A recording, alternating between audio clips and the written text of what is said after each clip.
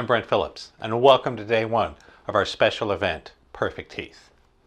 Did you know that nature intends for us to have more or less perfect teeth for our entire life? That's actually true. I'm going to talk more about that, but I do need to start all these videos with a quick disclaimer so you don't get the wrong idea. Then we'll get into the good stuff. You need to know that these articles and videos are for entertainment and informational purposes only.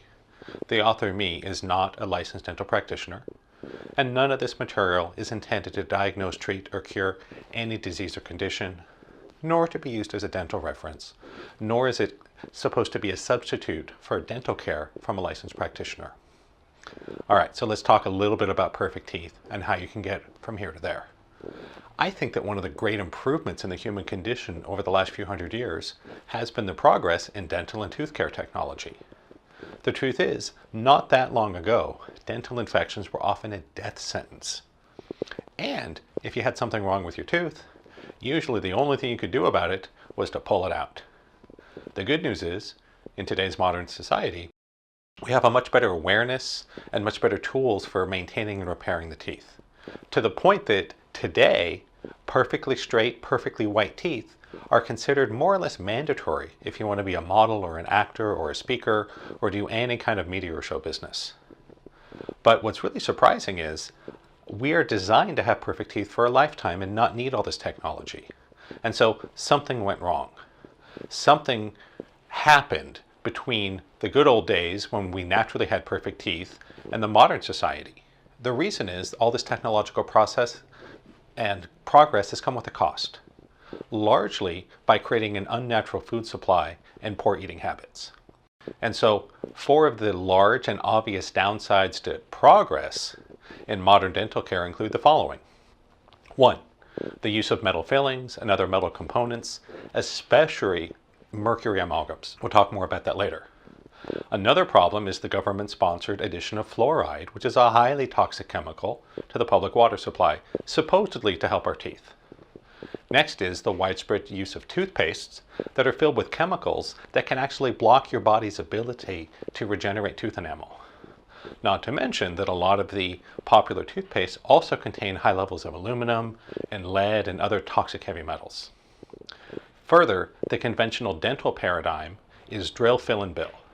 So most dentists only know about and only offer what might be considered expensive, dangerous, and sometimes unnecessary surgical procedures for dental problems. And so, short version of it is, there's a lot of dentists getting rich on the pain and suffering and permanent loss of healthy tooth structure from their patients. And so, like in any industry where there's a lot of money being made by the controlling elites, there's a cost to it. In this case, it's the health and well-being of us, the people. And so most of us have been indoctrinated with various dysfunctional mythologies about tooth and dental care by the dental establishment. And we're going to try to break some of those myths here. And so you might be aware to some extent, and you might ask yourself questions such as, should I have my mercury amalgam fillings replaced? Is there a holistic alternative to root canals? Are there holistic implants? What about crowns? You might be wondering what sorts of materials are the best to use for fillings, for crowns, etc. What really causes tooth decay?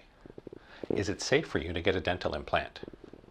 You may wonder if you're damaging your teeth or compromising your health by buying the popular toothpaste you'll find in grocery stores and drugstores. If you're into holistic health, you might also ask, what foods should I be eating or not eating so that I can maintain good dental health? And you might wonder, is it possible to remineralize your teeth? That is it possible to regrow the tooth enamel and make your teeth strong again after they've been compromised? And so we're going to cover all this stuff and a lot more during the special event. So don't worry, a lot more stuff coming. I think it's actually kind of funny that when I first learned energy healing, I was taught by my teacher that healing doesn't work on teeth. Kind of funny. I remember being at a seminar and one of the students asked the teacher, how can I use your healing processes to heal my teeth? Her answer was kind of funny. She said, go see a dentist. Well, this seemed a little silly to me. And so I was told, well, Brent, by other people, you can just do healings like in any other part of the body. And I actually had some success, so I knew that you really can do healings on teeth. And a few years later, I learned that this particular teacher had gotten to the core of some of her own blocks, and suddenly she was saying you can heal teeth. So that's just kind of funny. There are some specific belief systems and cultural mythologies that go along with tooth and dental problems, and we're going to cover those and how to work with it. And so to start, I want to focus on the big picture. I want to talk about how awareness of holistic dental care can help facilitate health and prosperity and all the good stuff in life. And so many systems of holistic health and alternative medicine recognize that the mouth and the teeth are a microcosm for the entire body. There's even different systems that have mapped out direct connections between various teeth and the different organ systems in the body. If you're curious, it should be pretty easy to find them on Google. Just go online, and you can use these charts to correlate certain teeth issues to different body parts and vice versa. So if you have a difficult tooth or mouth problem, you might want to look at some of these charts and start treating the organ system that it correlates to. And vice versa, if you're having trouble somewhere else in your body, you might look at these charts and you might find that taking better care of your mouth and those teeth that are correlated to it helps you heal. So what is holistic dentistry? So sometimes it's called biological dentistry. Some will call it alternative dentistry. And just like it sounds, it's essentially the alternative or complementary or holistic medicine for the mouth, for the teeth and gums. And so holistic dentistry, just like holistic medicine, looks at the patient as a whole, mind and body. Biocompatible dentists usually avoid mercury. A lot of them don't like gutta percha, which is the root canal filling used by a lot of conventional dentists. And they try to avoid the toxic materials in the mouth. Holistic dentists will understand that these toxic substances and infections you can get in your mouth after procedures like root canals can be a serious threat to health. And so a holistic dentist will look at you as a person and should consider your entire body and your mind and your health history, especially your diet and stress level, when creating the right plan of treatment for you. And so, again, like a lot of other holistic health practitioners, a holistic dentist should focus on prevention and maintenance so you can live a lifestyle that will help you avoid the future problems. And so a lot of holistic dentists will work with what are called natural or biocompatible materials. Another great advance is using lasers instead of drills. And so personally, I'm a big fan of light therapy. I love my lasers. Check out this special event, High Tech Healing, for more on lasers. And I think that in the future, they're going to have a big part, not only in medical treatment, but also in dental treatment and skin cares. And so what you'll find is that there's now increasingly more and more progressive dentists that are starting to use lasers instead of drills, and they use lasers for sterilization, removing decay, to burn out damaged tissue, to help bond, and even in surgery. And I think this is really cool because it reduces the amount of trauma inflicted on the mind and body of the patient during dental treatments that typically use the drills and cutting instruments. I mean, after all, there's a reason we're afraid of dentists, right? And so I do want to put out there that every holistic dentist is different. You might need to do some homework first. You might need to try a few different ones to find a good fit.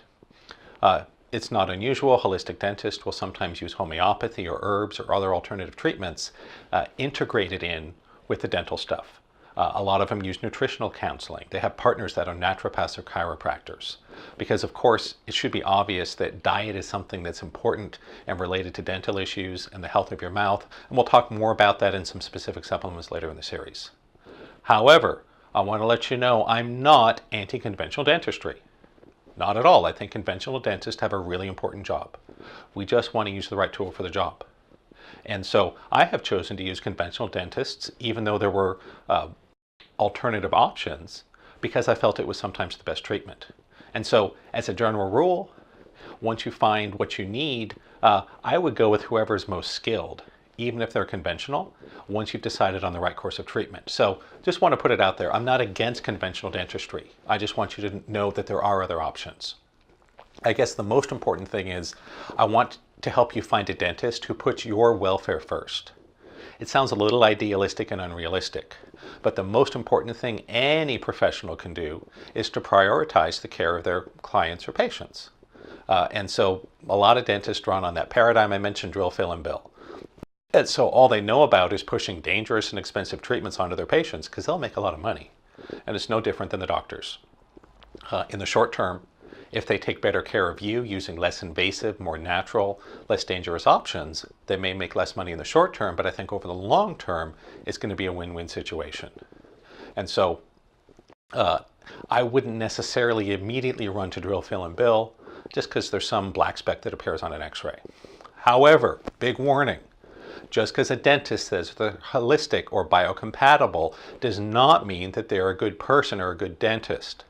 I got really badly scammed by a so-called holistic dentist in Westwood. He had this wonderful website full of these great reviews and all these claims they made about how everything we do is holistic and it's biocompatible. Well, I just want to let you know what happened to me. I went in, I just wanted a cleaning. They ended up giving me a hard sell on an unnecessary of dental procedures for teeth straightening. It's called Invisalign. And it took years. It cost me thousands and thousands of dollars. And the reason they convinced me was at the time I was having migraines. And they said, well, if you do this treatment by straightening your teeth, it'll cause the migraines to go away, which it didn't. It was totally unrelated to that. And they also told me, well, if you don't do this treatment, your teeth are going to grind down and fall out. Even worse, they totally botched the job. They made a huge mess. And instead of fixing the problems they created, they just kicked me out. They said, sorry, we don't want to see you again. Even though we had only finished about half of the treatments I had paid them for. And so the dentist really ripped me off, and it took me years of very expensive, very painful, and really, I don't want to say life-wrecking, but it was a major problem for me. I had to spend years with an orthodontist to repair the damage done by this so-called holistic dentist. I even had to sue him.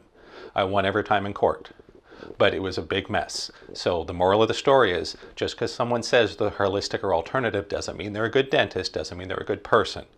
So to help protect yourself and your loved ones from the predators masquerading as holistic dentists, get a second opinion before you engage in any dangerous or expensive or potentially long-term treatment. Even more so if it's just cosmetic.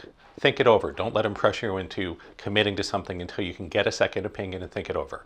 Go online, educate yourself, read reviews of other patients that have been through these treatments, and I can guarantee you, you can't trust the dentist and their staff to disclose the risks and the side effects. Some of the time, they won't even tell you the truth about whether or not it's medically necessary. So anyhow, do your homework, be cautious, learn who you're working with, and make the right choice, and then you'll be very happy.